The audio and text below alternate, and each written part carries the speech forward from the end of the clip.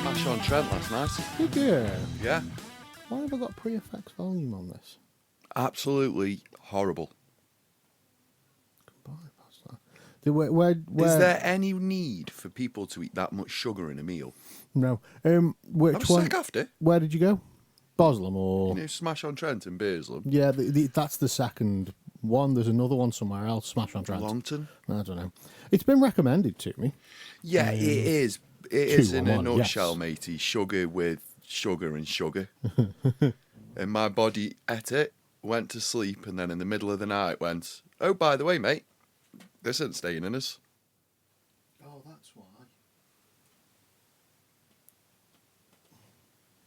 Sorry, carry on. I'm just. Yeah, I'm no, going to sure. dick around with this while we're getting ready. Yeah. Yeah, no, my body went like this at about 1 o'clock this morning. Just so you're aware, we don't like this amount of sugar in the system. Yeah, it's not. I've never tried it. Smash on Trent. But Won't be what's doing the it again, mate. what is the fucking deal with like mushy burgers? It's the an deal? American. It's an American thing, I reckon. Oh, Hash brown's stuck. Oh, Cleon. It's an American. It's an Americanism, and Is it's it? basically. I don't understand this country at this moment in time. We talk about health and wealth, etc. But if you look around at food, there isn't any good food anywhere. No. There is no good food. If you look at your food stalls and where you get food stalls from, and your food shops, they are all unhealthy food. There was You can go for a carvery. It's unhealthy. It's processed upon processed. there was a guy. It's the British Grand Prix this weekend. Grand Prix. Grand Prix. The Grand Prix. You've won the Grand Prix. Won the Grand Prix, Ben. There's the British Grand Prix this weekend, and there's an American that's gone. He's done a video about like because he's there for the weekend about all the food stores and how much things cost. First of all, it's bloody expensive. Yeah. So it was. It's cheaper to get a bottle of full sugar Coke than it is to get a bottle of water Yeah. at the British Grand Prix. It's cheaper. But that just sums up everything you've just said about food. You know what I mean? Forget about the British Grand Prix. It's cheaper to get 100 sausage rolls than it is to get 4 apples. Yeah, It- yeah, it's crazy. Like it's absolutely fucking. And everyone's Crazy. so preachy about healthy. I've got like a Yeah. shh in the background. There Oh we no, go. that's just. It's just the air. It's just the aura of the podcast. It's just the. So, what have you been up to this week? This week. This week? Yeah, well, this week I've been in and out of the doctors. Oh, have That's you? been me this week. The last couple of weeks, to be honest with you. I don't know if we discussed this last week. Are you at door? No, not at right, all, okay. not at all. Did we discuss my blood donation and how it had to be cancelled? No, we didn't discuss your Okay. blood donation. Even though you do like to talk about the fact that you give blood. I like to spread the word. I think the more You'd people... think you were saving England. Well, I just think the more people that know, the more people that there's more people that might go, I might do that. You stop and tell people in the streets. I'd love to. Did you know I give blood? I'd Did wear you a know? fucking t-shirt with it on. I'd just fucking... Like, This guy loves a prick. yeah, I love. Yeah, perfect. There's your give blood This t-shirt. guy loves a prick with a little then give blood at the bottom. There's your give blood t-shirt. There's how we get it Hey, we should get advertised them out. made. Give Yeah, blood, love a prick. I just think that it's only like an hour of your day, and an hour maximum of your day. And if you're eligible, if you can give blood, it's 4 times a year. It's an hour of your day. Just go fucking do it. Like, Could if I would, but I can't. well, yeah, you've got AIDS. So Yeah. Unfortunately, the good- leprosy. It's the good AIDS though. It's from a blood transfusion. It wasn't from bombing. Oh, don't have enough trouble with Twitter police. For anybody that doesn't know that reference, it's from an old Brass Eye episode. I'm not homophobe. Yeah, no. It's just comedy. No, yeah. If you can give blood and you're not one of the and you're not going to pass out, like don't put yourself through torture. You know, what I mean, there's a couple of times I've been down and there's been like people who are terrified of needles and pain and blood and everything, and they're literally shaking and white at the end of it. And it's like it's not worth it, Doc. It's not worth it. Just like if you're going to pass out, it's fine. Don't worry. It's fine. Just pass out. But yeah, well done for being brave. Yeah, that's why I always mention it. You know, just if one person goes, well, Dave does it, maybe I can go do it. Like, so that's why. So anyway, over the last, I think maybe 2 or 3 donations, my hemoglobin level has been low, but not too low that I can't donate, but too low. What they do a little finger prick, and then they take the blood and they drop it in a little vial with some liquid in, and it's meant to just float down to the bottom. Got you. And with mine, it's been getting about halfway and then hovering. If it doesn't go all the way to the bottom, they pull a machine out and they take a little bit more blood and they pop it in this machine and it reads your hemoglobin level. And it needs to be above 135 for you to give blood. So that's 135 grams per litre to give blood. Now, I think medically, if you're above 130, then that's fine. But to give blood, it's got to be 135. Got you. So I've been hovering in the 137 range, 136, 137, and they look at it and they go, well, rules are rules. He's above 135. He can give blood, but you know that's a bit low. Like, so the last time I went, they do the finger prick. They dropped it in the vial, and it just fucking sat on the top. It didn't even move. Like, and she went, oh, and I went, yeah, that's happened. That happens the last couple of times. Like, but they normally use the machine. She bangs it in the machine. It's 121. Oh. So it's too low. Now, I was like, oh, so what does that mean then? Now she goes, right, well, I'll have to go and get the... As she pulls a shotgun out. Yeah. Yeah, too late for you, mate. So she goes... Little teacher. I'll have to get... it's the equivalent of the... is it the staff nurse at A&E who's in charge? Like the woman or the... Would have been a matron. Well, it's the one that's in charge that makes all the important decisions. They had to go and get that person. I can't remember the official title at the Blood Donor Centre, but she came in and she looked at the form that was filled in and she just went, right, okay, so you are no longer not eligible to give blood for the next 12 months. She writes that on the sheet and I'm like, oh, okay, didn't expect that, like. And she goes, that fucking hiss. It's fucking bugging me now. It's bugging me, yeah. It shouldn't. Ah. There we go. Yeah, I think It takes your attention away mid-conversation, doesn't it? You're gain up a bit too loud. So I was like, oh, I didn't expect 12 months. Like, I just thought it would be come back next time. And she's like, no. She says, you need to go to the doctors. You need to speak to your doctor, get a hemoglobin test, and then we'll take it from there. Mm-hmm. So I'm like, oh, all right, okay, no worries, that's fine. So I left it a couple of days because I was a little bit busy, and then I rang the doctors, spoke to reception, just explained what had happened to the receptionist. Explain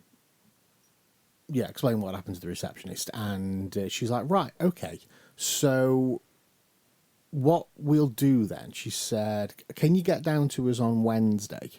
And I'm like, yeah, that's fine. She says, you won't need to see a doctor straight away.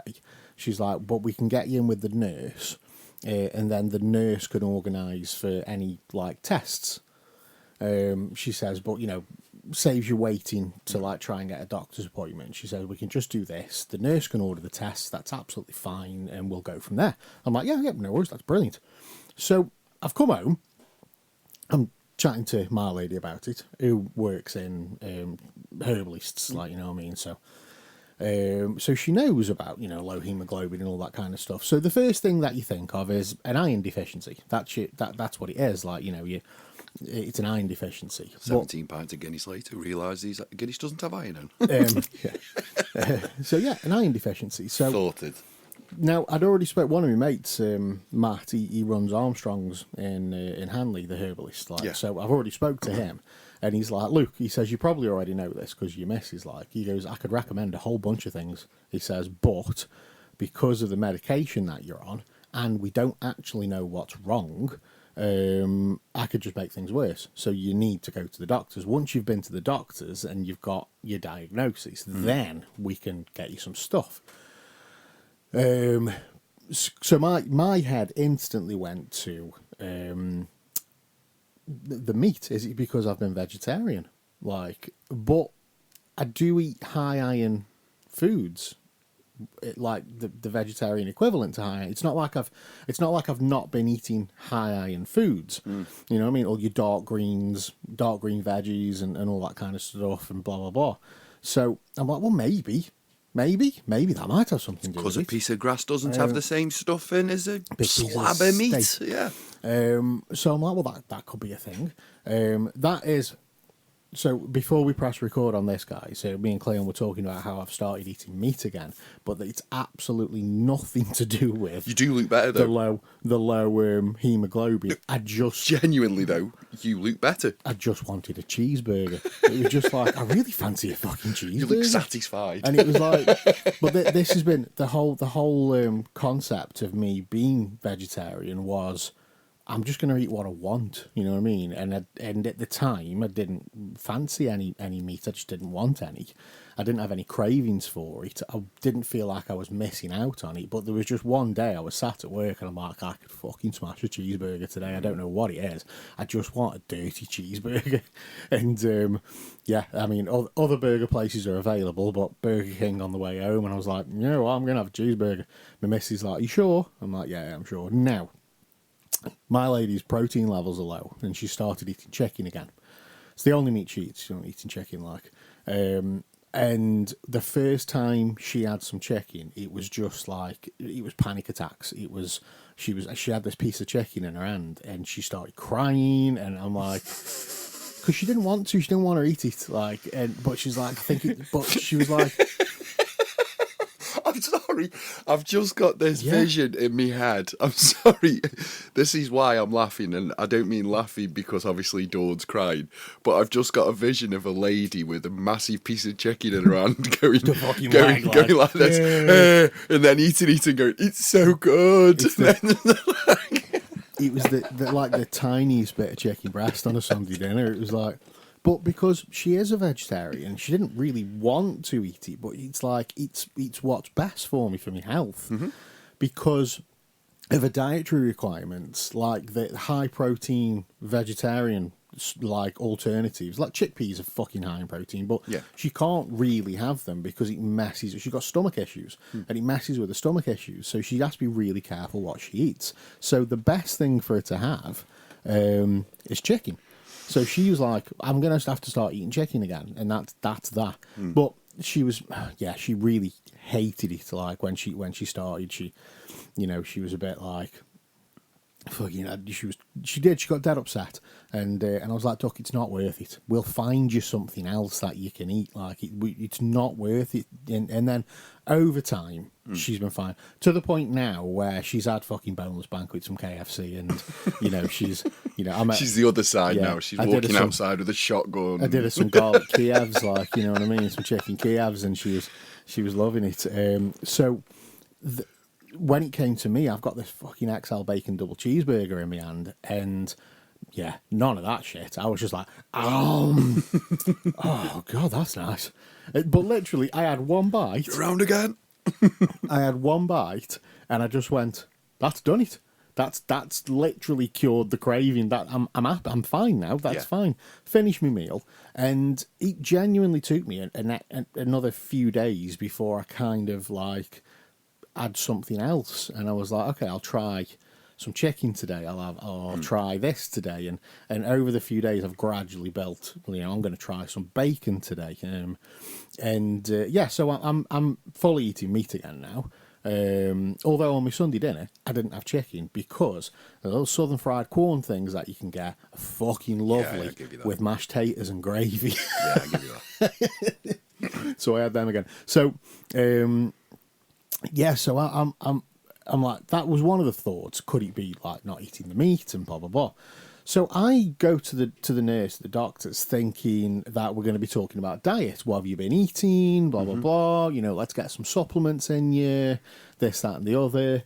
And what actually happened was he started talking about bowel movements, urine, all this kind of stuff. He got me on I was on the bed. He examined my stomach. He examined all around me. Not quite. He examined all around me, like around my abdomen, stomach. But basically, like, I'm like, what the fuck? Why aren't we talking about my diet here? Surely it's an iron deficiency, and I just need to change my diet, like. And He was like, nope. and then he goes on the computer and he goes, right, you haven't had a blood test for 3 years. So we're going to book you in for everything. We're going to blood test you for absolutely everything. He says, can you go and do a urine sample now? And I'm like, I could try, but I don't really need to go. But yeah, I'll give it a go. So I go into the toilet, and it's one of them, you don't really need to go.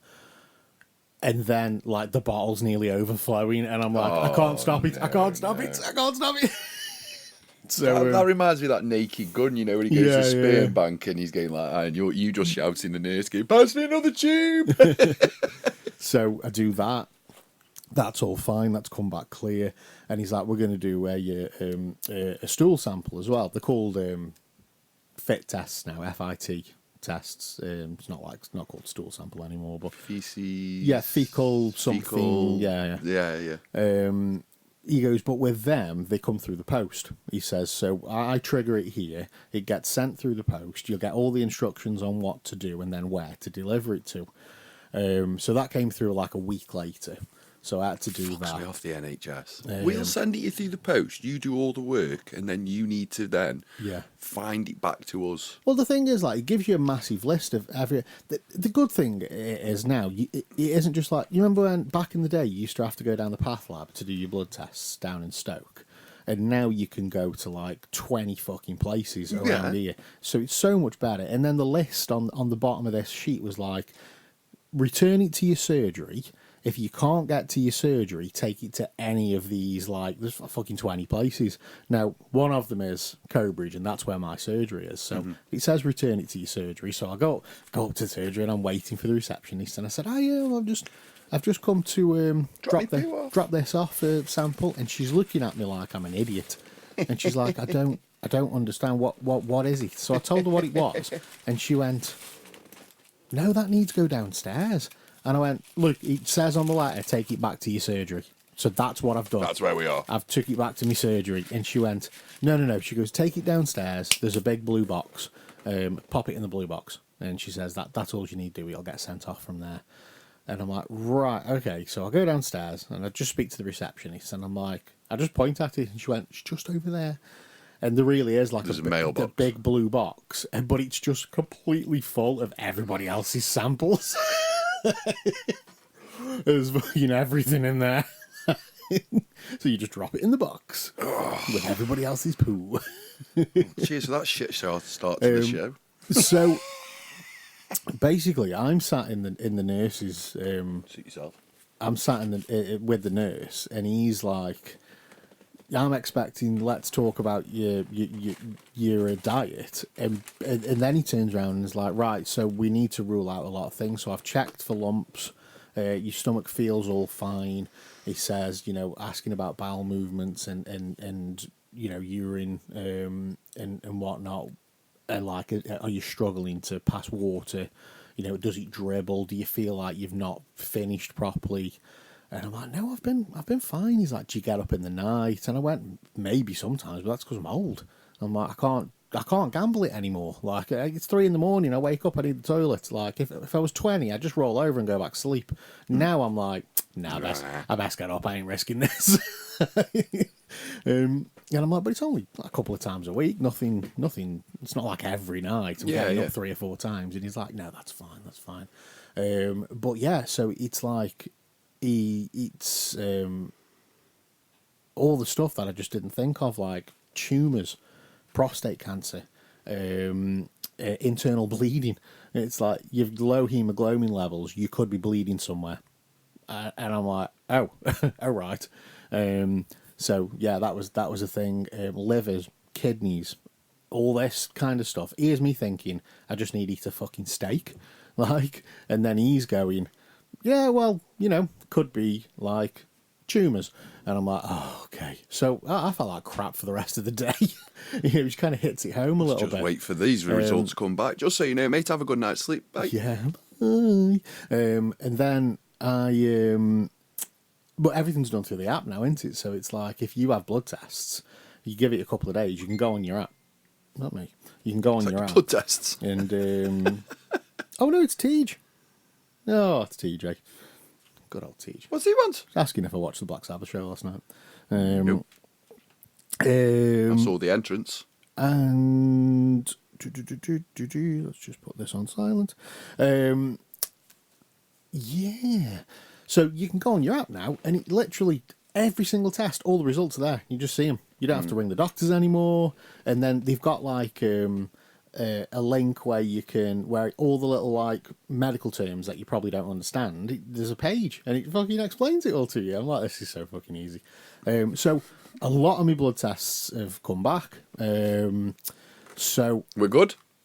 so far, we're not too bad. We're borderline on a couple of things. So my hemoglobin level has gone up a little bit, but it's still too low. So I've got to go for another blood test tomorrow. Roger. And that's to test ferritin, and that basically it's an anemia test.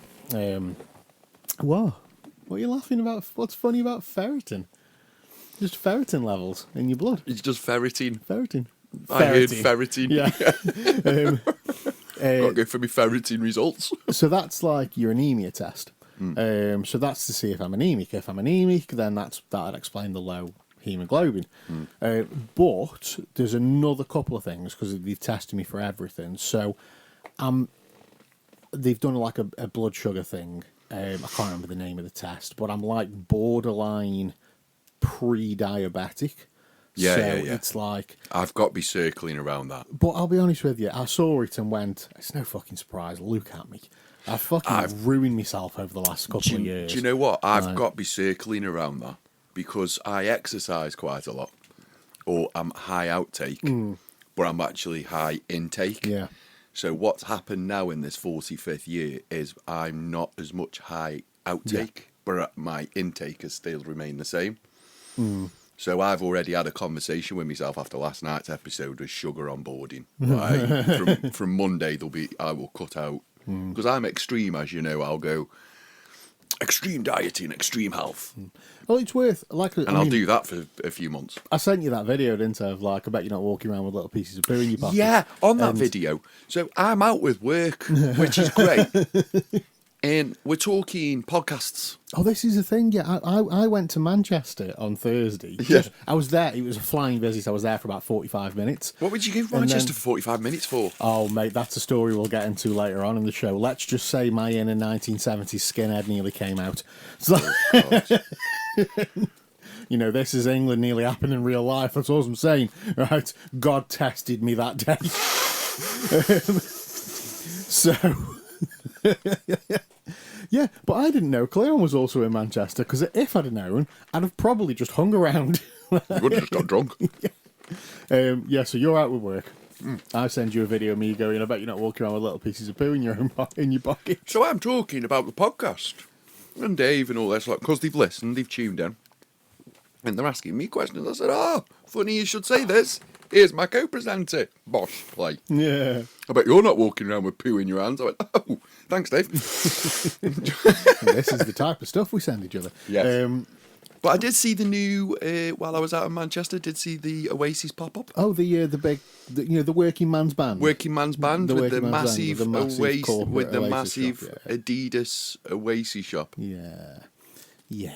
Cash in. Yeah, cash in. I also put that video up on the socials. I don't know if you spotted it. Yes, I did. Just as a public service announcement for people to like go and get your fucking tests done. Like, when was the last time you had your full MOT at the doctor's, Claire? I'm gonna say it's within 2 years. Yeah, It's within not two. too bad then. Not It's too bad. within 2 years. What I stopped doing is going there every 6 months whenever I felt like a little bit of a. Doctor! No, that was pretty much how I got. It was like, right, blood tests. Come Yeah. on, dude. And he was, no, you're fine. Go away. Leave me alone. So yeah. I didn't know this until this week. That apparently, once you turn 40, it's advisable that you go every 12 months for blood tests just to keep on top of stuff. Yeah, Like, but the doctors kind of discourage that themselves. They kind of go, oh, God, we tested you last bloody year for this. We don't need to test you again. The chances of you having this in a year are very low. well, the other tests, everything's come back like clear. Apart from that, maybe pre-diabetic. I've got to go back. So I've got a blood test tomorrow for anemia, and Yes. then the week after, I'm probably going to have another one for diabetes. Yeah. But it's all, everything's borderline, so it's all reversible. You know what I mean? Just Yeah, change yeah, it yeah, out. yeah. And the other one is, I didn't know what it was, but it was very high. And it's something to do with your liver. Now, this AL. this is the problem with when you search Google for stuff like this. Never do that, dude. So I'm like, what does that mean? What's that mean? So I banged it. What is this test on a blood test? And it's like, oh, this is testing something with your liver. And then you put like the numbers, and it's like, you've got liver failure. It's like, and it's like you've got to scroll down when you get to the bit that says you might not actually have liver failure. It's Yeah. just like, you know, you could just have a bit of a fatty liver that you can just like fix. Like if my brother can fix his liver, then anybody can fix the fucking liver. His liver was dead. Like yeah, his liver was dead, but he fixed his. That you is know. the single only reason my body is still functioning. Yeah. Because I power drink over 3 litres of water a day. I take the piss a little bit when I'm talking about you and water, but I do it in a fun way, not in a mocking way, because I always say it's your answer to everything. Like, Yeah. and it is. It's Cleon's answer to everything. Drink, and it's true. Stay fucking hydrated. Drink water. Drink plenty Well, that's of to water. pass through your livers Yeah. and stuff. Drink plenty of water, stay hydrated. You know, for myself personally, being on sertraline, I'm prone to dehydration. It's one of the side effects. So, it's really funny. I saw a video about this this week, and it explains why when you're on something like sertraline or other SSRIs, is that what they're called? SRIs. I think that was an escort. How they can how you can't regulate your body temperature. Sometimes it stops you from being able to stops your body from being able to regulate its own temperature, which is what I've been experiencing for 18 months now. So when the weather's hot, like it has been, I'm just a fucking nightmare. It's like I'm going through the fucking change, and I'm just sweating. And I'll stand there doing nothing. That's and your I'll be liver, though. sweating, and it's like I can't. It's something to do with you. It's something in your brain. Some chemical that gets released, and everything gets blocked. So I can't regulate the temperature. But a way to help that, it's not going to solve it, but to help it is you've got to stay hydrated. Drink plenty of water. So if you recommend, I'm picking numbers out the air. If you recommended a daily thing as 2 litres, drink 3 litres. Yeah. It's like stay hydrated. So every day I've been big bottle of water, taking it to work, fucking nailing it. Just to stay hydrated. But I do take the piss because I'm like, yeah, it's Cleon's answer to everything. It's like, oh, I've been to the doctors, I've got this massive tumour. Just drink a bottle of water, mate. Yeah, drink loads of water, dude. Get off the sugar and drink a load of water. Let's see what happens. Yeah. So, Do not drink blue dye. I've got to, blue dye. I've got to get back to the doctors for these other blood tests. I've got to wait for the stool sample come back, and then we're going to go from there. But it's looking like I've got an iron deficiency. So we take it from there. Hopefully, the change in diet will fix that. Rich iron food. Or I'll just get some fucking liquid iron from somewhere and just drink it. Like it's horrible, but you can get tablets, can't you? We got tablets. And hopefully there's nothing else overly serious. You know, it's maybe pre-diabetes, which I can reverse, and the liver thing, it fixes itself as long as you fucking change your ways a little bit. For my brother, I know he won't mind me talking about this, it's because he was drinking fucking 2 litres of vodka every day. The doctor eventually went... Alcohol. The doctor eventually went, oh, your liver's fucked. Yeah. You might want to stop that. And he went, yeah, Nah. all right. And you know what? He fucking did. He did. He just stopped. He just stopped and Yeah. started drinking loads of water. Alcohol, number one killer. Do you know, he's done fucking so well, Steve has, like, because he's diabetic and he was a big lad, honestly, you know what I mean? And now he's lost so much weight, and he's just through losing. Has he had them injections? Well, this is the thing. Because I got from 18 stone down to 12.5 without a 0 injection. He needed to lose X amount of weight himself before they would offer him any alternative. He had to kind of show that he could do it himself, and he could. He did. He lost. He lost a load of weight on his own, and then for the final hurdle, the doctors were like, "Right, we're going to put you on these injections. Let's get the rest of it off you." And by doing that, he's been able to fucking reverse the diabetes. He's not reliant on like injections or anything now, like for his blood sugars and whatnot. It's completely fucking reversed it. So hats off to him. He looks like he needs to eat some fucking cheeseburgers and lift some weights, but it's dead weird because he's always been, I don't mean fat, But big lad. he's always been broad. He's had big forearms, big shoulders, you know what I mean? He's a broad guy, and all this weight's dropped off him, and I'm like, where the fuck are your arms, Steve? The thing is, when you lose weight, you get addicted to losing weight. Oh, I know that. You saw Like how fucking thin I got. Yeah. And then you go the opposite way. I was 90s gay thin, I was. Oh, yeah. You were street to Philadelphia thin. I even said it on a podcast. I was like, come on now, eat a steak. I showed him. Eat a pie. I showed Ian at work. We were on about he was taking the piss, and he was on about take that, and he's like, if you're going to take that tribute band, which one would you be? And I went, Gary, because I'm fat and I can't dance. Like, and he goes, what about Cleo? And I'm like, it'd be Robbie. Look at him. And then I was like, we did that video, didn't we? In the pandemic, it's still on my phone. And I just like, I goes, look at this, and I press play on it, and he was like, do you know what? That's really good. He goes, but you look like you've got AIDS.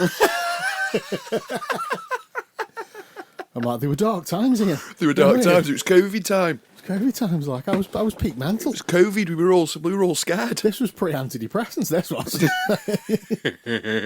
How'd you feed your depression? Oh yeah, fucking go to the gym and don't eat food.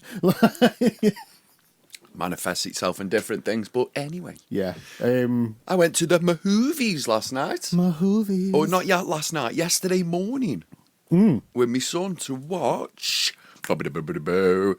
Jurassic Park Rebirth. To watch big lizards. And I also renewed my membership as the Cineworld.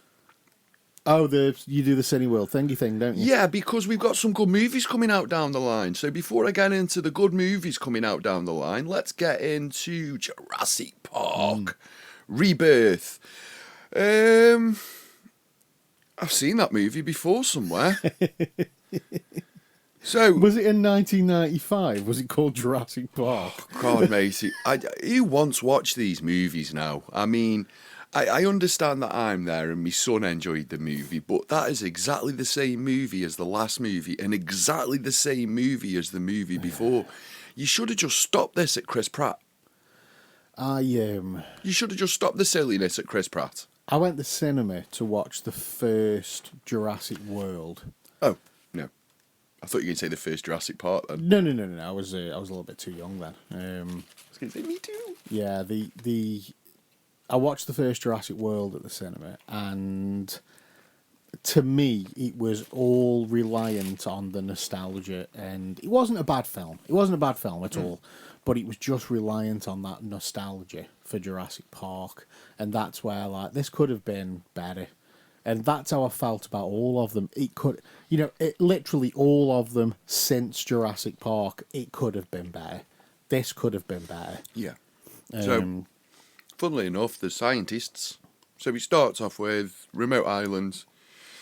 Scientists, they splicing the DNA of a dinosaur, and instead of making a T-Rex, they've made a D-Rex. Yeah.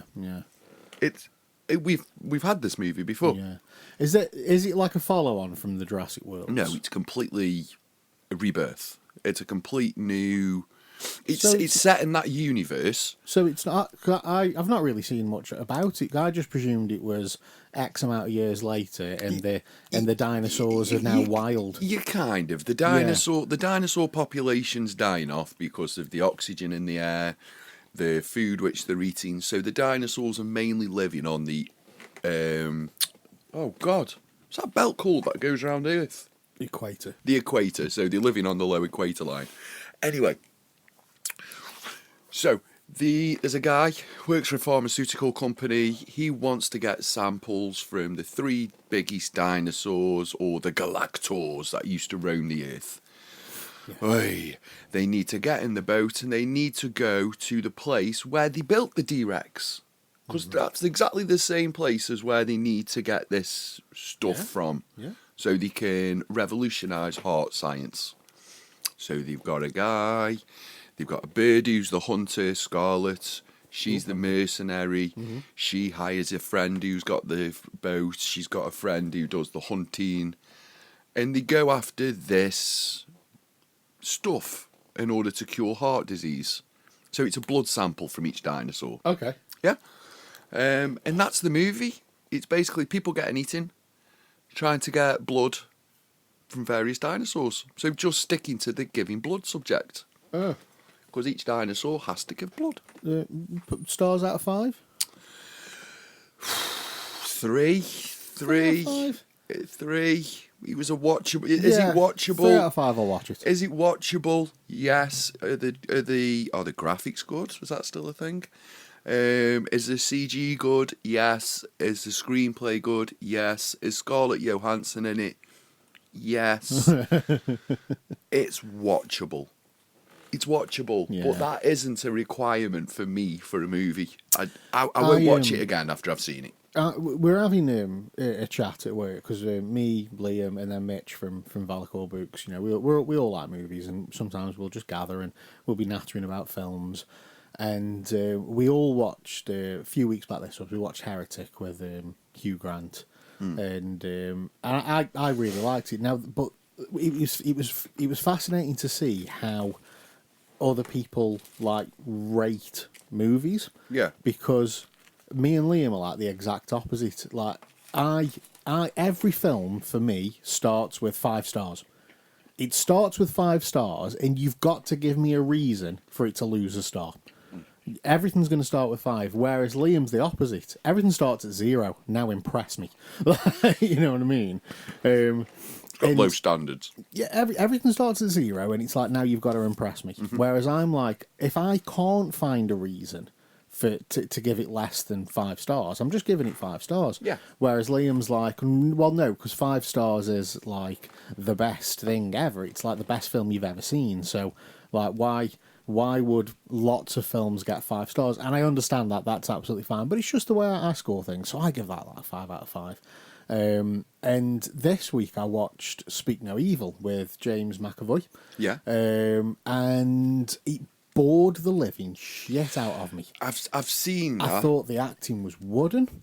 I thought the storyline was crap. Shit. Yeah. I thought it was predictable. The most predictable movie I've seen in years, that Speak No Evil is. Now, there's a lot of people who've gone, Dave, what are you talking about? It was really good. It wasn't. And I'm like, nah, fuck that. It got 1.5. No, Dave, I'm with you. It wasn't. It got 1.5. Like, he just kept losing marks. It got down to 1. It got a half mark because it finished. because the kid hitting McAvoy with a brick. I was like, oh, that's cool. He got half a star for that. But I was then told, I was then said, asked, have you seen the original? And I went, there's an original. I don't know there was an original. And I'm like, well, how old's the original? And it's like, literally, it's like 2 years old, the original. It's a European film, and it's based off the European film. And Liam and Mitch were both like, it's the same film, but it's completely different, if that makes sense. And I'm like, of course it doesn't make sense. Listen to what you've just said. So if you need to say if that makes sense at the end, yeah. It's evident it does not. So apparently the original, like the ending is completely different. Like what happens is completely different. Same kind of like theme, but the end is they're completely different. And the way they explained it, and the way that I read it, because I've not watched it, 'cause I've got no intention of watching it, it sounds like Speak No Evil with, even though this wasn't the intent, but you could view that one with James McAvoy as a sequel. You could view it as a continuation of the story. If you were to read the synopsis of both films side by side, read the original. Do you mean one guy who's kept a bunch of people the first time, and then the second time this is the continuation of his That's evil? how it sounds. Yeah, Yeah, yeah, yeah. That's how it sounds. But that wasn't. I don't think that was the intention. It was just meant to be a Hollywood remake. But wait, if you were to read them side by side, you would go, "Oh, that just sounds like a continuation of that. That just sounds like, another family." But yeah, it was. Oh fuck me, it was terrible. Like, just so James McAvoy was good, of course he was. He's a good actor. That's why he got 1 star, because James McAvoy was good. But the rest of it, fuck me, it was shocking. What else did I watch this weekend? Heads of State. What's that one? John Cena, Idris Elba. Oh yeah. New movie on Prime. Just a bunch of dick jokes. Amazing. That's all I want. No, I give you a 2, 3 at a push out of 5. I just want John Cena making dick jokes. It was so. Idris Elba is the Prime Minister of England. Oh, this movie's been done thousands of times before. John Cena's the President of the United States. He was a big movie star, a big wrestler that went into politics, Right. and was made the president. And the English Prime Minister has been in politics for years.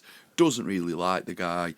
They get stuck in a situation together, and hilarity ensues. Yeah. It doesn't seem like the writers were actually writing for that movie, because the comedy value of it was so lowbrow. Yeah. There was no intelligence to Right. any of the jokes, and everybody said we need to see that chemistry between Idris Elba and John Cena on screen. No, I want to see them two disliking each other, like in Suicide Squad, not as in a buddy comedy. Yeah. A buddy comedy film. You can't have a prime minister and a president in a buddy comedy movie where the plane explodes and they hit the ground and then they're on the run. That's Bad Boys 4. Like, That's Bad Boys 4. with like the lowbrow comedy, with like the dick jokes and stuff like that. There was a cartoon series on Netflix. I think it was called like Paradise PD or something like that. And Netflix at the time were pushing out some really funny like adult cartoons. So this was the next one. I was like, oh, I'll give this one a go. And the first episode, it is all cheap, like, dick jokes. And it's funny. Like, your inner child kicks in and you start laughing. But then episode 2 is lowbrow dick jokes. Episode 3 is dick jokes. Episode 4 is dick jokes. And it's like, okay, I'm bored now. Like, the first episode, 20 minutes, was great. You're just giving the same thing. It's like, give me something else. Give me something funny. Like, this isn't funny anymore. So I could see maybe for the first 10 minutes I'd enjoy it, but... And when you're saying a leading man, someone said John Cena's a leading man. He's not a leading man. Someone said Idris Elba's a leading man. He's not a leading man. He's the guy who stands next to the leading. He's not... I like Idris. I know, but he's not... I get that. I don't mean he's not a leading man, and I don't mean he's like an understudy. I mean he complements a cast. He complements the cast. Yeah. I don't mean he's any less of a leading man. What I mean is, if Idris Elba's here, you need somebody like The Rock. If Idris Elba's here, you need someone like Harrison Ford with him. Yeah. I get that. So if you've, I suppose, like in Suicide Squad, he had Margot Robbie. Mission Impossible, you've got Jeremy Renner, but he's next to Tom Cruise. So they're bringing the best out of each other. I was going to use Henry Cavill then as an example, but Henry Cavill's really fucking good. So and handsome. So do not speak bad of the Cav. I will never speak bad. He is James Bond. I will never speak bad of him. He is the only accurate James Bond that is ever going to be portrayed on stage. Do you know, he's... on screen. He's He's lovely. But anyway, Heads of State, watchable, enjoyable kind of buddy cop movie. Is it got any? It's made in a way that your kids can watch it. Yes. Yeah, Okay. and I don't like that in my action movies. If you're going to have comedy and stuff in an action movie, let's make it funny. Okay. Okay. Yeah. Okay.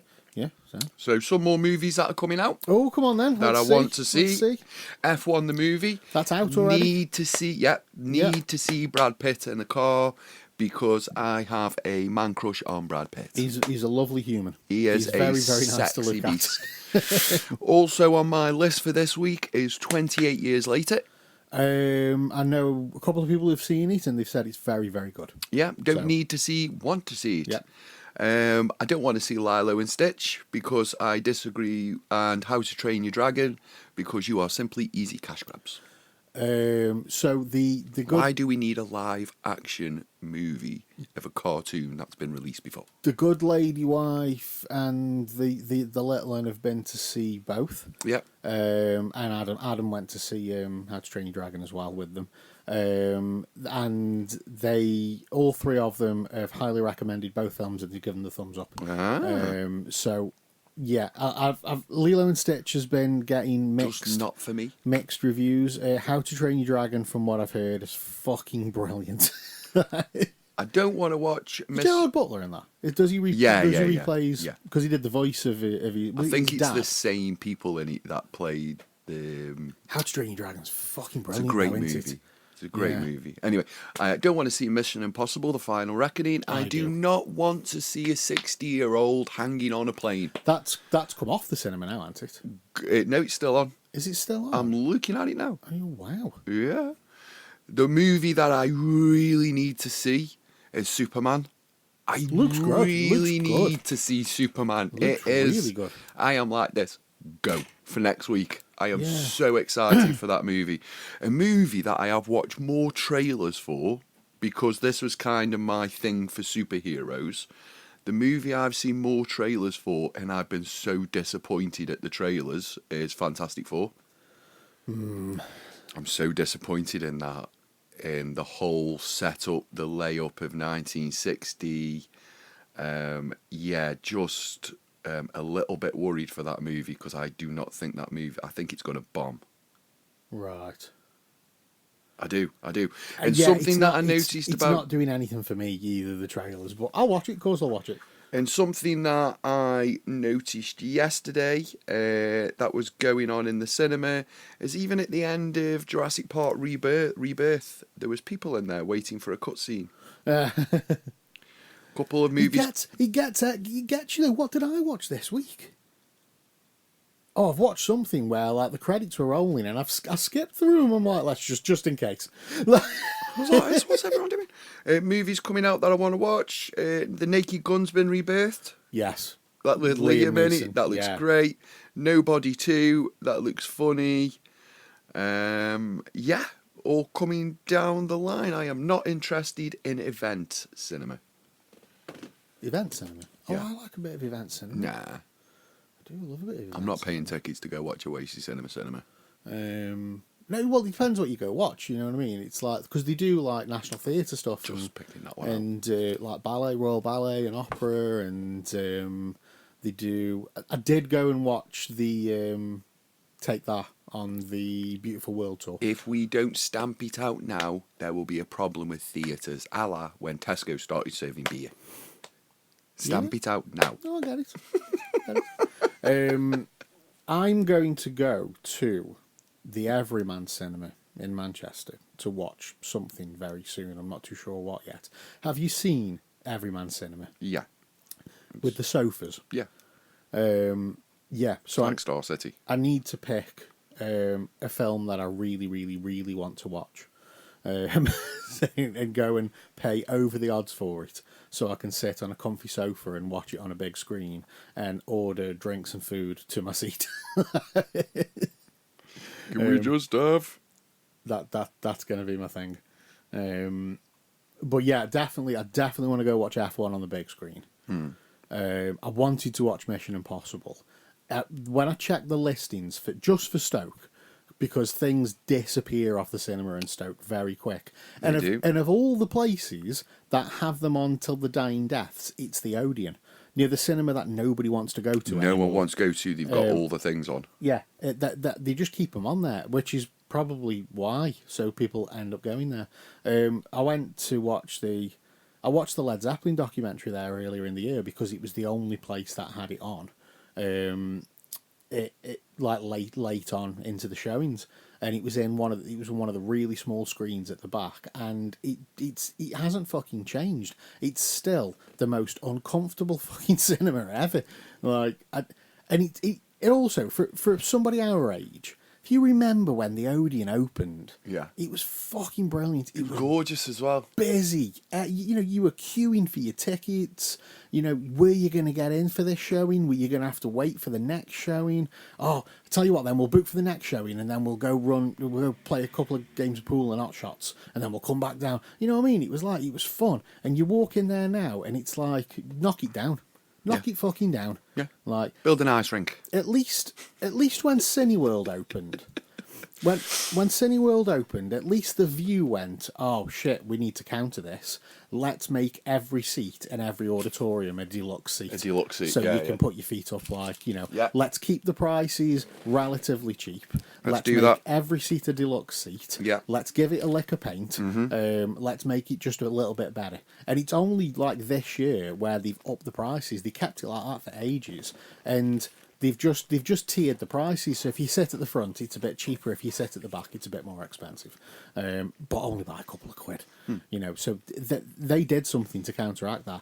The Cineworld, I don't really like the seats. They're not bad. You're all right. You don't get a square arse or anything, but they're just a little bit too. I'm a little bit too touching everybody when I'm like in the seats there. But what I do love about Cineworld is the screens and the sound. The screens and the sound in there are fucking ace. They sound ace. Cineworld cinemas sound amazing. Yeah, they do. And they're dark. Yeah, in the dark. Like the they're not lights just go. dark. Yeah. Me and Ethan were watching Jurassic Park yesterday, and the lights went out, and there was just a little voice. Ethan went, "It's dark in here." Yeah. I was like, "No, it's really dark." We went to the toilet halfway through, and it was just The first Cineworld I just went to complete was when, black darkness. it was when Cineworld was in the Trafford Centre. Yeah. Because I think that's an Odeon now. Yeah, it is. Yeah. But when Cineworld was in the Trafford Centre, that's the first one I went to, and that's the one thing I remember. Just the screen was wall to wall, like there was no fucking border, there was no gap. It was wall to wall, and the lights just cut. And I'm like, oh my god, this is ace. It's pitch black, the screen's massive, and it sounds amazing. I just wish the seats were just a little bit better. But Yeah. apart from that. And it's the only thing keeping the fucking Hive open at the moment, which, like, we were talking about the Hive. They've got to do something with that. Well, we were talking about the Hive yesterday at work, and I'm like, there was one point I remember where somebody went, where my lady used to work in Hanley, somebody went into a shop and said, "Excuse me, I'm not from round here. Is there anywhere, like, I can get a bit of food?" And at the time, there was nothing. You had McDonald's, and you had Wetherspoons. That's it in Hanley. That was it. Like KFC had gone, other fast food places didn't exist. There was no like food court anymore. There was nothing, and it's like, no, there really isn't anything. So, in the space of like a few months, we got the few little bits and bobs a little bit out of Hanley, where you've got your Nando's and your where Wagamama's is now, and because TGI's is shut on it now. Yeah. But then they built the Hive, and it's like, we've got Bon Pan, we've got Chiquitos, we've got Pizza Express, Coast to coast. Nando's is still open.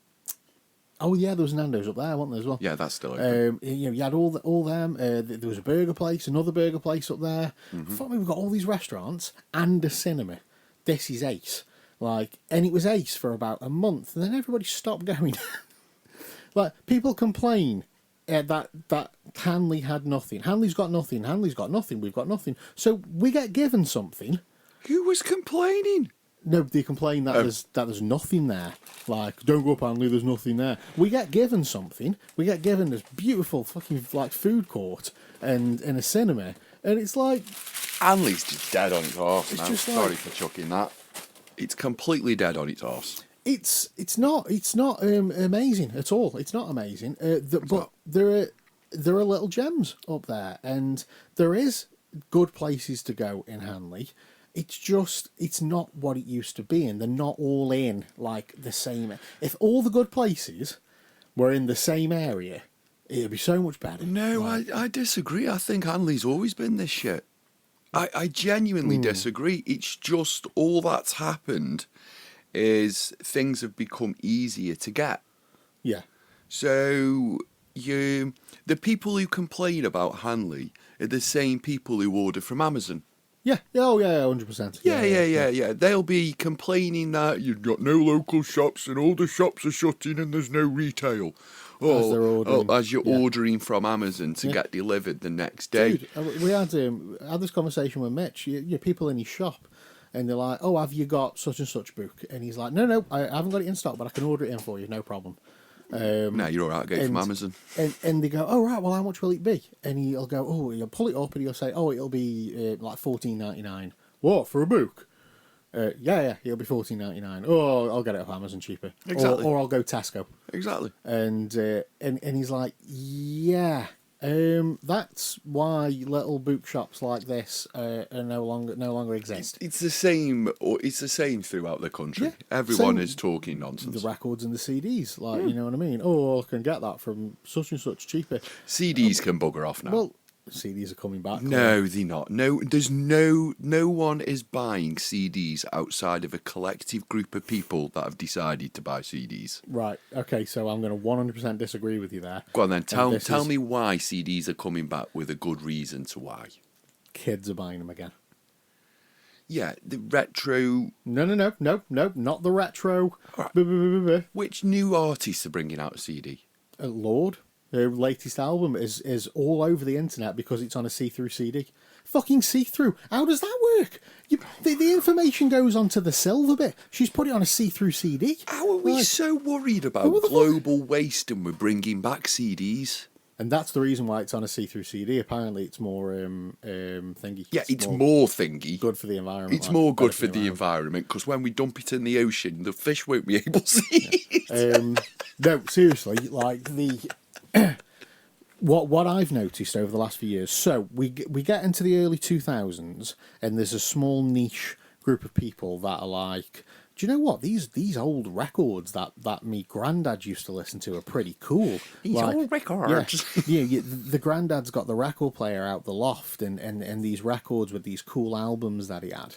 And the kids are going, well, what's that, Grandad?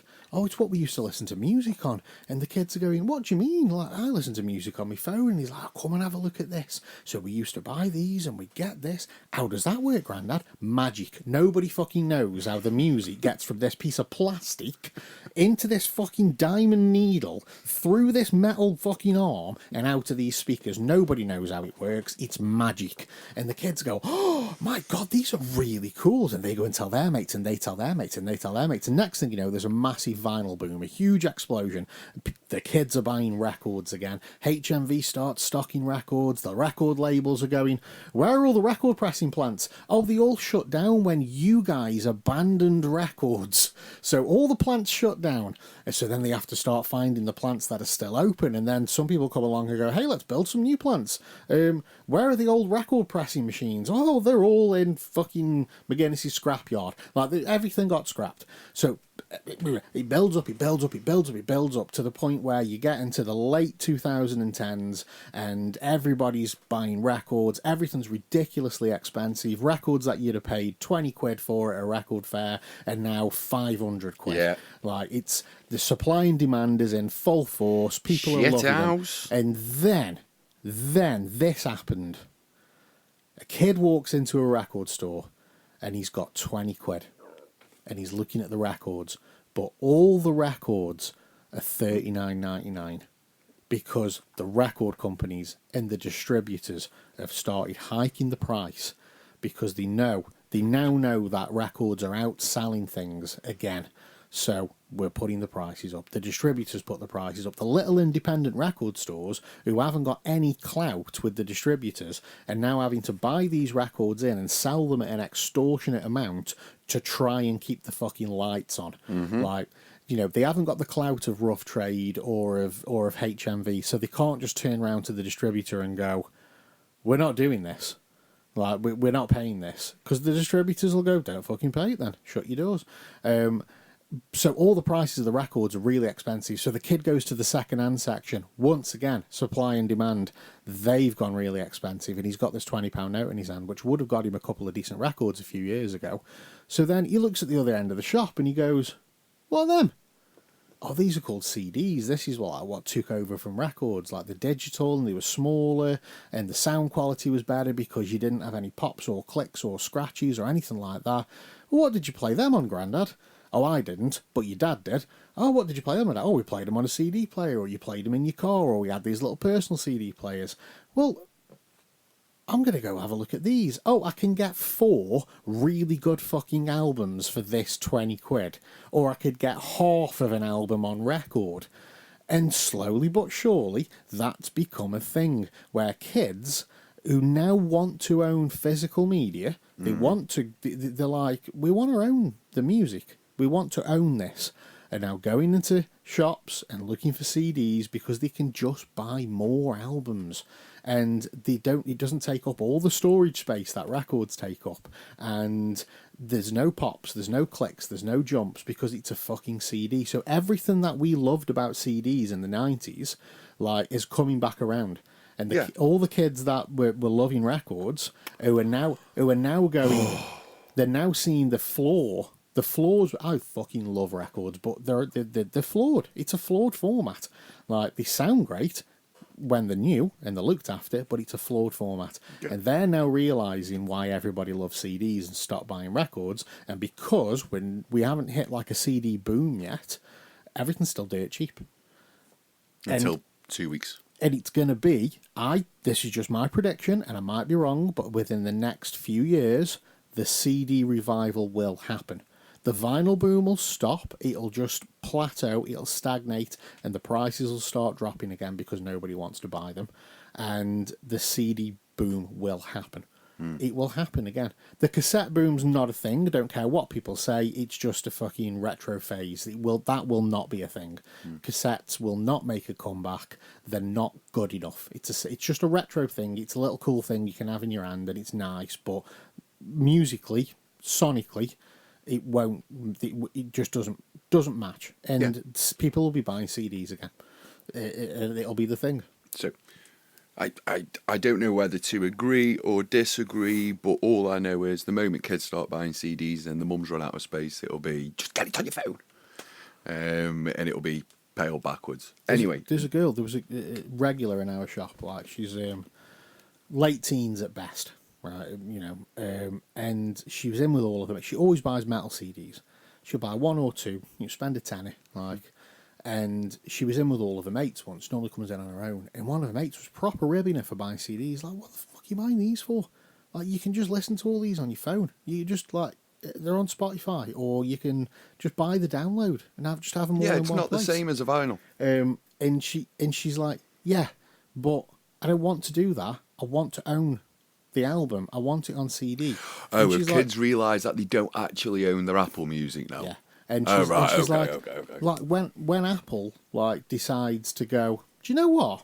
You're not having that anymore," and take it back. Yeah. She's like, "I've got the CD sat on my shelf." True. When a £20 trillion company decides to stop investing in music, you will still have that CD in the back in 100 years' time. It's not even. it's not even that. It's if they change the rules. You know what I mean? Anybody can look at prices. Prices go up on everything, right? You know what I mean? And it's like the subscriptions go up. And at any point, and I know it's not like something that'll happen immediately, but at any point, Disney, Apple, Spotify, YouTube, Amazon, any of them could just go, "You know what? True. You're not watching that." But that does not mean I am going to go out and get the entire Netflix back catalogue on DVD again. Do you know what I mean? And start stacking up. I used to have hundreds and hundreds and hundreds of DVDs and start stacking up like a collection like I used to have it beforehand. Yeah. But it's nice to have maybe your favourite album or your favourite. I have that on vinyl. You know what I that. mean? Yeah, exactly. But I've got the albums that mean a bit to me, and I haven't got hundreds of albums that mean a lot to me. I'm not that guy. I've got several, and I own them. yeah, And the reason I bought them was just because when Daddy's not here, kids, this is what Daddy liked. yeah. And that's really it. I've Nothing told my else. kids with my music collection. I've told them. I'm like, look, just what If I'm still around, we're going to fight your kids for him. I'm like, whatever. do with this what you wish. If I get to an age where either I'm like, living on borrowed time because I'm really old, or I'm ill or something like that, Yeah. I will make it like my mission to go, right, kids, do you want this? Do you want these CDs? Do you want these records? When I'm gone, do you want them? And wait for them to, or just pick. What do you want? Just pick the ones you want, because everything else I am getting rid of before I'm dead, because I don't want to burden you guys with the trouble of getting rid of them. Kate Bush. What about it? I'm just putting out my order. Oh, you can have Kate. So I want mean- the 2 Kate Bush remastered At any point, collection. if at any point you think you're outliving me, Cleon, I know you're healthier than me, but you're having an heart attack on a football pitch. You are, right? Oh yeah. That's coming age 50. That is. So, right, I think you'll find I'll be having your Wu-Tang record. I think you'll okay? find my blood pressure's really low. A heart attack isn't number one on my agenda. It'll be something else that takes Cleon out. Yeah. It won't be a heart attack. Syphilis. Anyway, talking of music and music comebacks, we've had a few comebacks this We have had weekend. some concerts this weekend. Well, guys, it's been a concert-rich weekend. You know, last night I sat on my own and just watched music It's lovely, isn't it? all night. I Lovely. watched Oasis. I've still got the rest of Sabbath to do. I watched the Oasis comeback gig in Wales In because, Wales. cracky, everybody videoed that. And then I watched the great sit-down of Sabbath last night. I Felt really sorry for Ozzy. I have watched I've watched a bit of mobile phone footage of the Oasis gig, and this morning, because I was working yesterday and I was busy last night, this morning I've watched the Ozzy set and the Black Sabbath set. Yeah. I am planning on watching the rest of the day. Feel a bit bad for Ozzy. Do you know what? Right, it was bittersweet because I expected them to just kind of wheel him on and him to be there while everybody else did the work. I genuinely didn't think he'd be healthy enough to actually perform. What's up with him? He's fucked. Yeah, He's but old, we know he's Ozzy he's got Osbourne. Parkinson's. He's got Parkinson's, Yeah, he's right. got Parkinson's on top of being Ozzy Osbourne. Like, you know He what I mean? probably forgets he's got Parkinson's. So, when they announced it, I'm like, this is either going to be like Ozzy's just going to be there, like at the Rock and Roll Hall of Fame. He didn't perform; he was on his throne and he watched the band perform. So he's either going to be there and he's going to talk to the crowd, and then the band with guest singers will perform, or it was going to end up being a tribute show, because I was a bit like, I don't even know if he's going to make it to this. Like, he's not in good health, the man isn't. And then throughout the day yesterday, I was seeing people's pictures and phone footage, and I'm like, oh, it looks really fucking good. Like, Villa Park was full. The bands that were playing were just looked ace. And then I saw a little bit of Ozzy's set from somebody's phone, and I stopped it because I'm like, that's really good. I'm like, I'm gonna watch it in the morning. So I watched the Sabbath set first, and then I watched the Ozzy set, which was the opposite way to that they did it on the day. And I was just like, how the fuck is he still doing that? Yeah. He's on his throne, and how can somebody, he's in such poor health, and he still looks fucking badass, and he's still... Oh, he doesn't look badass. Oh, I don't know, man. Like, he was like fucking... he's got his eye makeup on and he's dressed... Don't get me wrong, he does look like a corpse. He's the fucking Prince of Darkness still. Yeah. Like, and he's owning the fucking crowd still. He shouldn't. That shouldn't be a thing. Muscle He's memory. Sat there. He's sat there, and he's obviously got Parkinson's. He can't keep fucking still, and he's just. And I'm like, is he miming? And then you go, no, he's not. Nope. He's not miming. I thought maybe they would have recorded a re-record, like him singing live for him to mime to. Oh no! And I'm like, he's not even fucking miming. And then I'm looking for screens with lyrics on, and I'm like, I can't see any screens with lyrics on. Like, what the fuck, man? This guy is still fucking. He's been singing them for he's quite a while, doing though. it Come still. on. And yeah, he did 4 songs, I think, and then 4 songs as Ozzy and 4 songs with Sabbath, and I'm just like, that's just fucking wow. That there's no. It wasn't old men on stage like trying to do what they used to do. No, it was old men on stage. It was Black Sabbath doing what they fucking do best. Bill Ward was a bit sketchy on drums, but he's 77 years old and he's not in the best of health himself.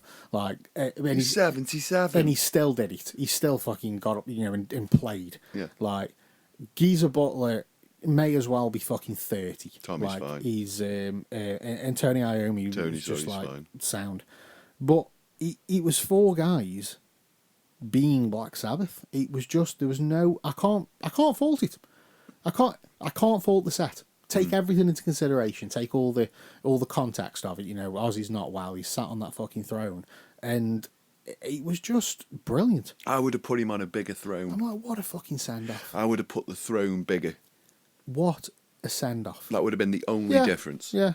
And have we checked on Ozzy this morning? Oh, he's probably asleep. He's probably still sleepy. Probably very sleepy. Like, nah. He would have had his adrenaline shots or something like. Yeah.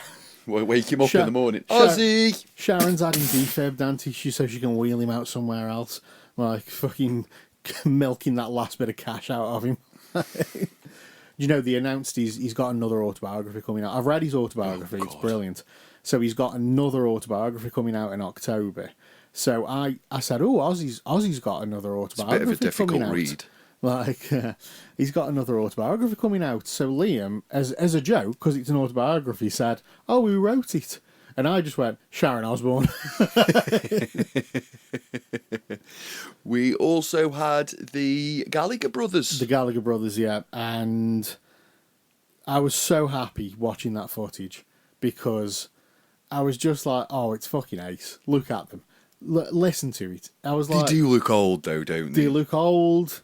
Noel is same old grumpy Noel. Yeah. He never changes. No. Grumpy Noel. Liam's the ultimate rock and roll star. And he is, and I don't Yeah, care he is, what anybody says. No, he is, He I is agree. the fucking ultimate rock and roll star.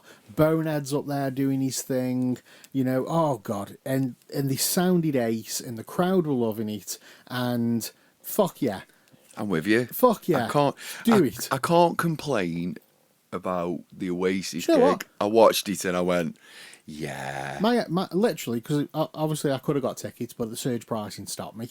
I got to the end, I found my space, and I got the tickets. They were there, but the price had gone from 140 to 500 quid.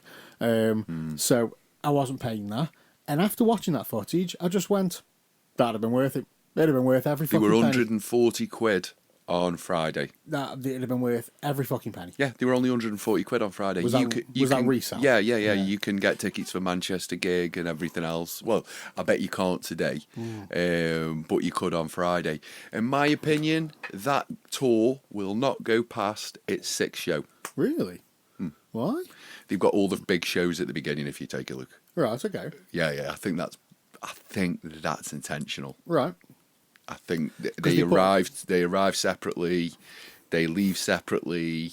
It's well documented that they're arriving in separates, they're staying in separate buildings, they're leaving separately. They're talking, but they're not travelling together and blah, blah, blah. So I think at some point one of the heads will...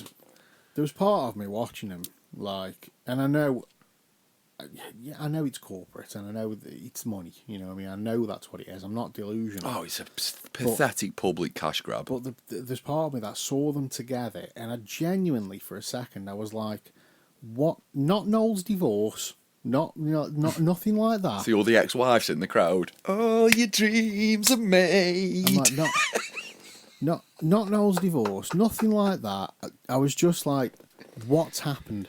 Something's happened. Something serious has happened. Yeah, he threw an apple at him or an orange. That's made them like kiss and make up.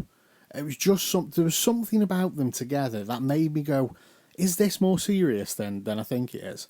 Like, you know, something's up. Like, where they've gone, we need to fucking stop this and we need to get back together and talk to each other and be brothers again. Apparently it was the mum. Maybe. Apparently it was the mum. Grumpy Noel. Or did they never fall out? That's the other theory. Was it Did just they all the big never publicity fall thing? out Yeah. and it's just a load of BS Yeah. where they've drummed up public support? I mean, Liam on stage, he was like, there was one bit where he went, so was it worth £40,000 a ticket? Of course it fucking was. Yeah. I'm like, fuck you, Liam. Still love you. You fucking rock and roll star. It is, But yeah, it looked fucking ace. And there was part of me that was like, oh, it would have been brilliant to go and see them.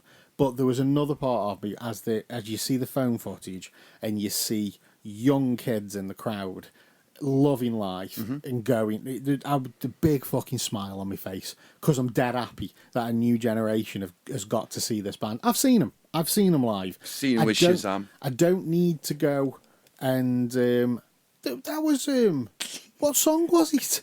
I've seen that. There's loads What of fucking it. song was There's it? loads of incidents of the crowd from the Oasis concert. Loads of them. Yeah, Shazamming the songs. Where one of the old people or the elder millennial, the elder Gen X in the crowd, have basically been standing over the shoulder of a young person, Shazamming the songs going, because they only they know don't know the Wonderwall. lyrics. Yeah, They don't know the lyrics here. and you know what?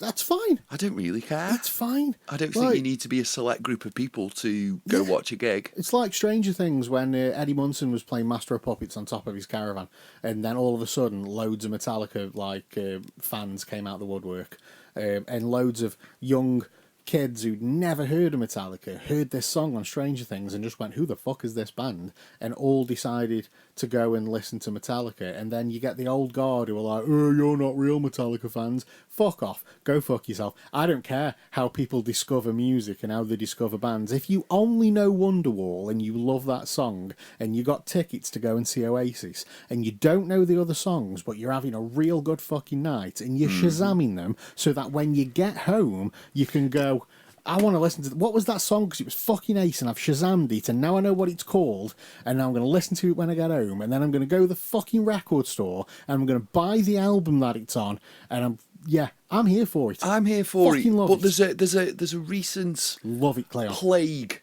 of Music's fucking ace. there's a recent plague of wanker that's across the UK. It's a plague of them. plague of like wankers? it was Pride March yesterday. Is it rich kids from No. Like from London? it that was Pride March to yesterday, Glastonbury? right? So Pride March yesterday, I think, in London. Okay, in London, yeah. So everyone's got the rainbow flags out.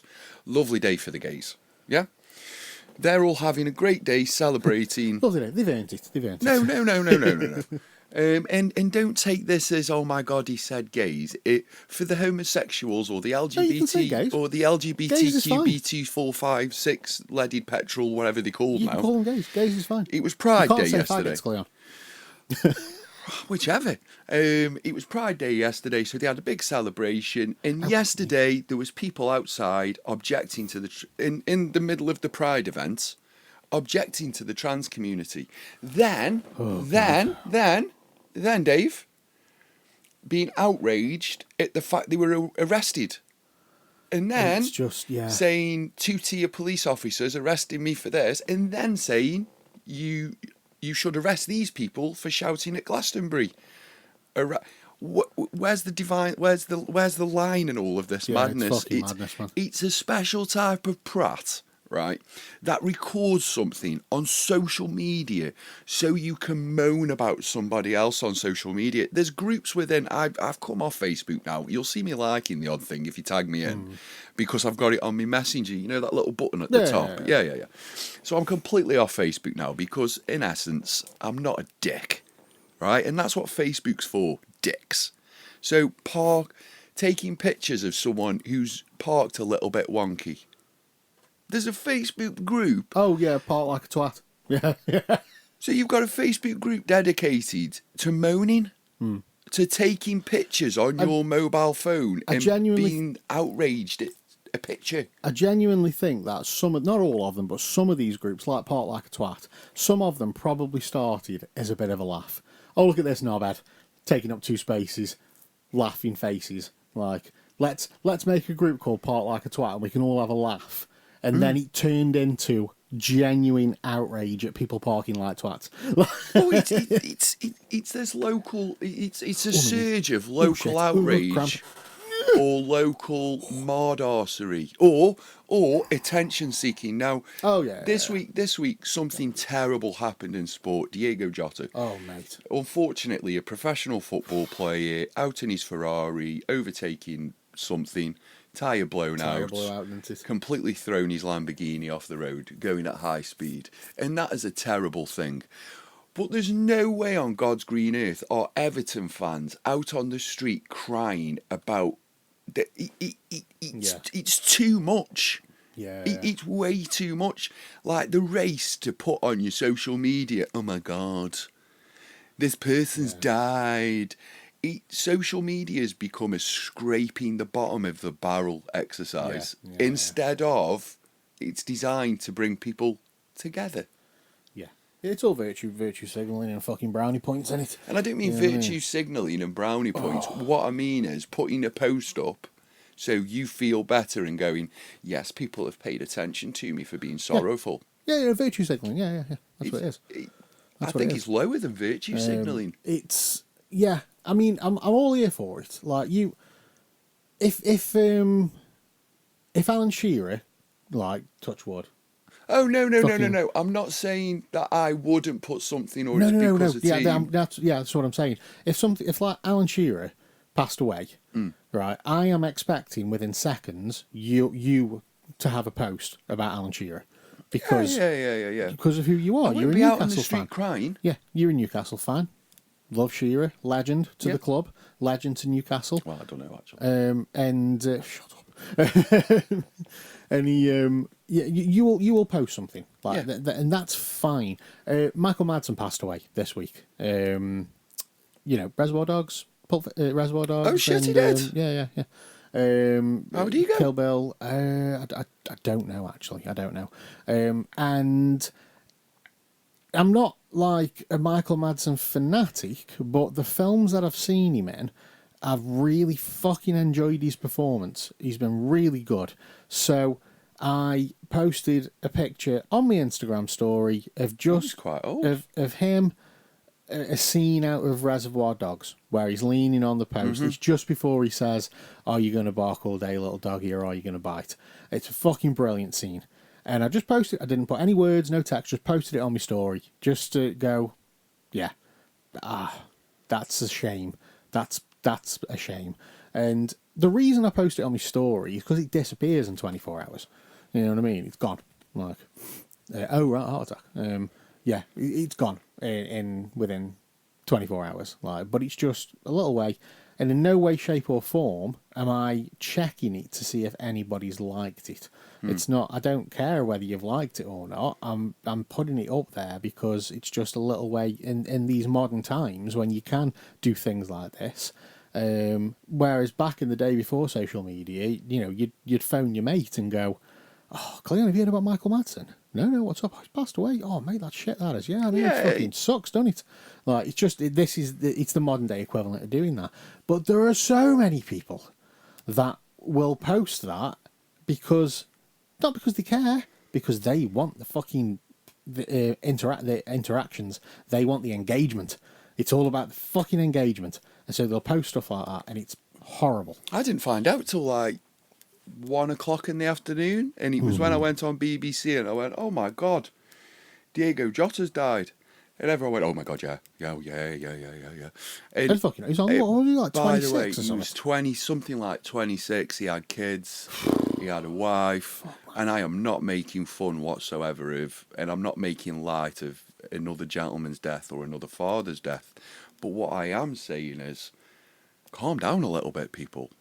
You know, The selective outrage of people my mate for Jack. things is shocking, but it's terrible news. Yeah. And it's tragic news. My mate Jack, he fucking hates Liverpool.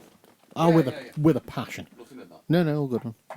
Yeah, with a passion. He fucking hates Liverpool. He hates the team. I think he hates the city. I think he hates everybody that's from there. He really doesn't like Liverpool. And he made a point of writing that. Like, now everybody knows I fucking hate Liverpool. However, this is awful. This is awful fucking news, and this is terrible. The Oasis gig, you know what I mean? They had a big fucking tribute to him on the screen when they played Live Forever. Like, Manchester and Liverpool. Like, the fucking Man City and Liverpool, not bothered. Well, Yeah.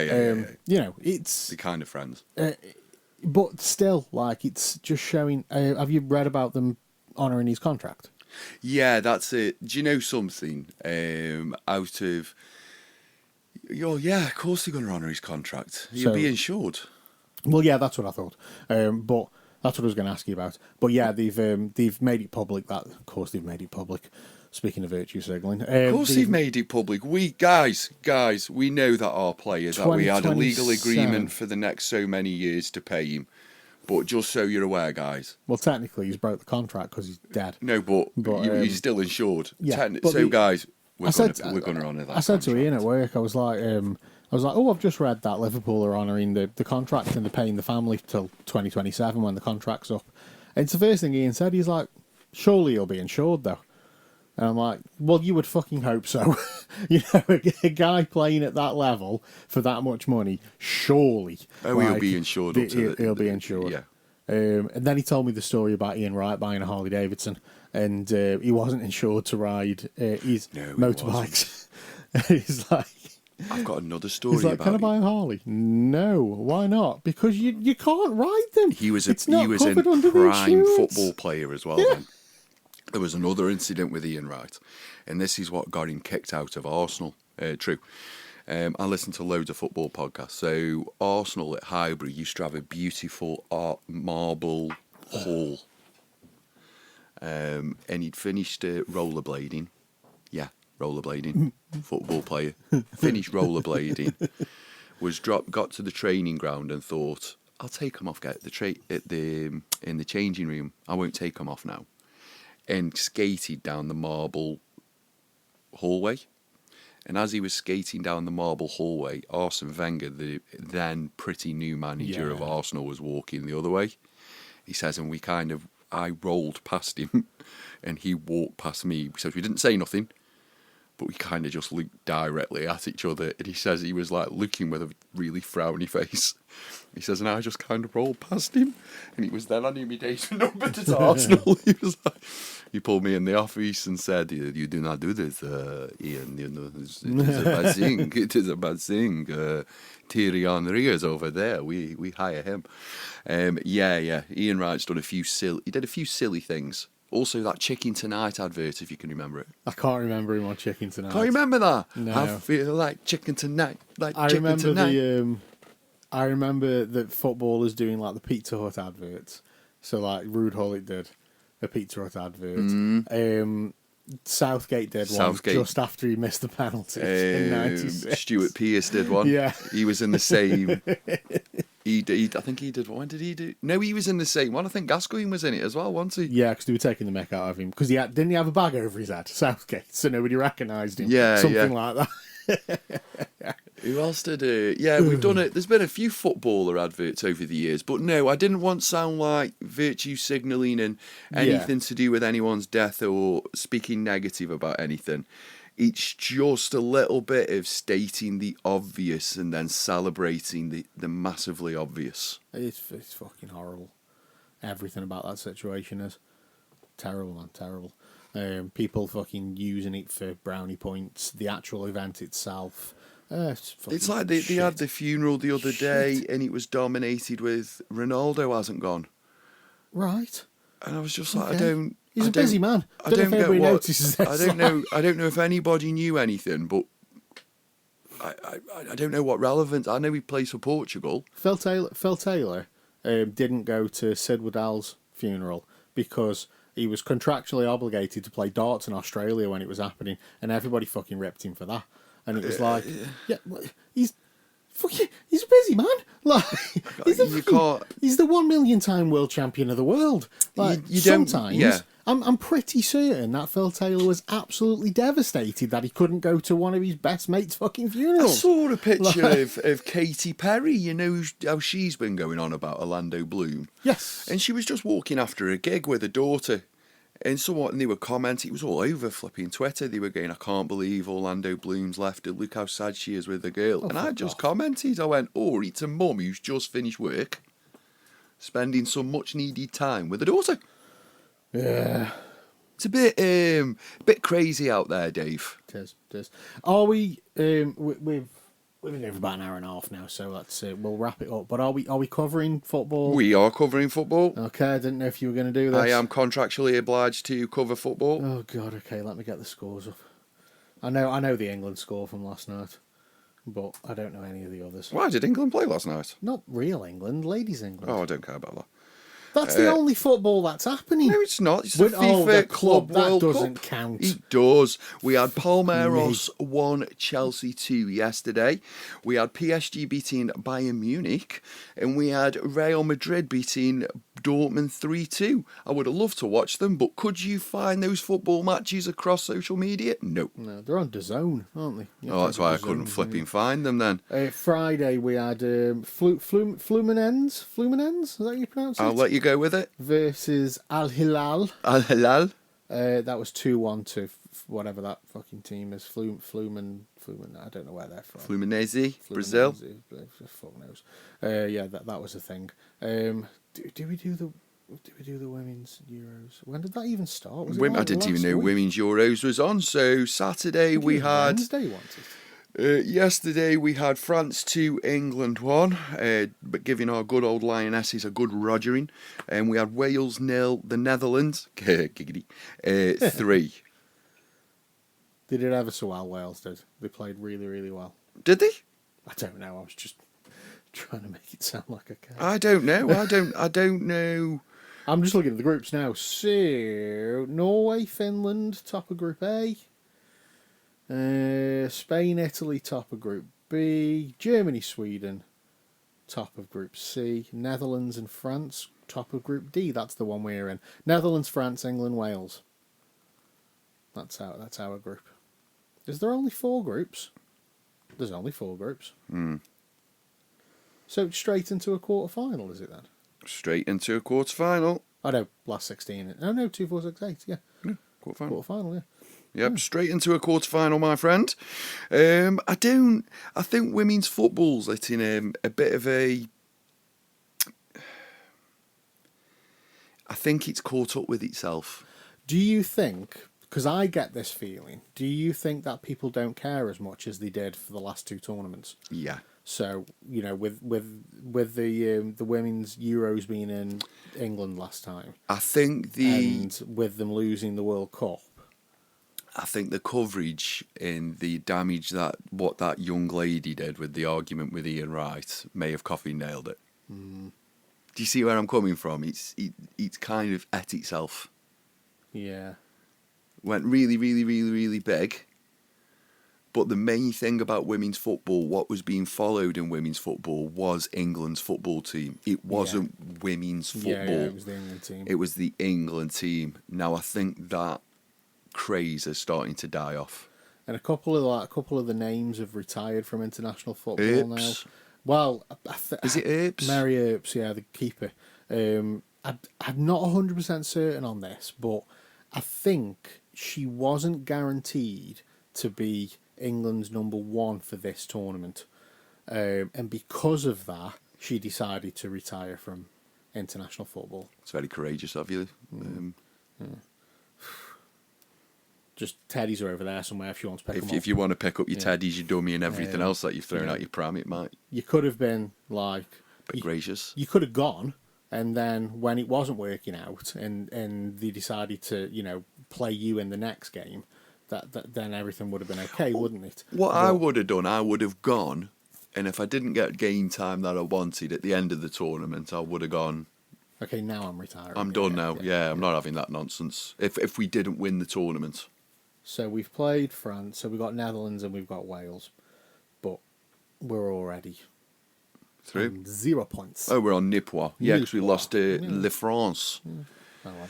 I don't know if France have got a good women's team or not. I don't know anything Ian was about like- women's football. Ian was like, well, you know what it's like, don't you? If they get through to the semis, I'll watch it. And I think that's where women's football is now, but I say that with no knowledge of how many people go to watch Man United. I don't say this know. with any malice or anything like that. I've got no malice in it. It's just not entertaining. I've got no malice in me whatsoever. If football at this moment in time, I don't find that entertaining. I could go find watch- certain football teams entertaining, Yeah. but I don't find like watching England. I get no entertainment out of watching England whatsoever. does. It's just passing a ball sideways all the time. I enjoy watching Newcastle, Liverpool, And we stop. and Chelsea every now and again. Everybody else has kind of got this same muted, boring, side way of playing football. Yeah. That's just what it's gone like these days. Yeah. Could bring back the 70s. No sponsors. 20-year-olds that look 40. Alcohol. Oofing the ball from one end to the other. Hoofing the ball from one end to the other, hoping for the drop down so they can bang it in the net and kicking lumps out of each other along the way. Yeah, let's do that. Hoorah! Right. Let's call it a day. Let's go walk the dog. Big thank you to everybody that listens week in and week out. You guys are amazing. Do not forget to hit that like, follow, or subscribe button.